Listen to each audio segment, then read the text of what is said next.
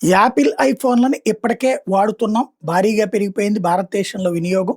ఎందుకయ్యా అంటే మిగతా వాటిని హ్యాక్ చేసినట్టు యాపిల్‌ది ఐఫోన్‌లని హ్యాక్ చేయడం కష్టసాధ్యం. పెగాసస్ లాంటి సాఫ్ట్‌వేర్‌తో అయితే అది సాధ్యమే అంటున్నారు గానీ, మిగతా వాటితో అసాధ్యం అంటున్నారు. అయితే ఈ నేపథ్యంలోనే పొలిటీషియన్‌లందరూ ఐఫోన్‌లు వాడుతున్నారు. పొలిటీషియన్‌ల దగ్గర అనుచరులు కూడా ఐఫోన్‌లు వాడుతున్నారు. రాజకీయ అవసరాల కోసం ఐఫోన్ వినియోగం పెరిగిపోయింది ఇండియాలో.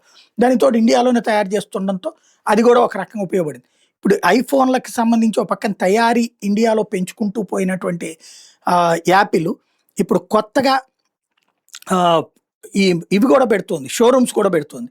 ఏదైతే 4 ఇప్పటికే ముంబాయి, ఢిల్లీ, బెంగుళూరు, పూణేల్లో పెట్టినటువంటిది ఇప్పుడు తాజాగా డీఎల్ఎఫ్ మాల్‌లో అదనంగా పెట్టుకొస్తుంది.